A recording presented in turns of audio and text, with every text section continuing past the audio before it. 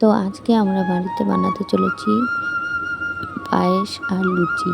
তার জন্য এদিকে সাদা তেল, ময়দা, ওইদিকে দুধ, চিনি আর চাল সব রেডি হয়ে গেছে। এখন আমি আটাটাকে মেখে নেব। এদিকে দাদা 3টে আম নিয়ে এসেছে।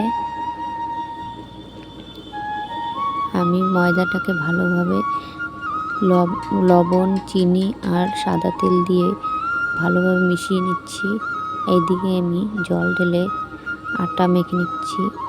মা একটু চা খেতে দিল, আর বোন এইদিকে লিচি কেটে নিয়েছে। আর এইদিকে একটা বেলা হয়ে গেছে, আর আমি ভাজাও বসিয়ে দিয়েছি। একটা লুচি কমপ্লিট। এখন এইদিকে দুধ জাল হচ্ছে, পায়েস রান্না হবে।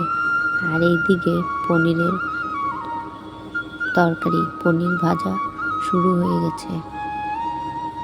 তো এইটুকু করতে করতেই আগে আর কিছুই করতে পারলাম না, কারণ আমার মেয়ে ঘুম থেকে উঠে গেছে। টাটা।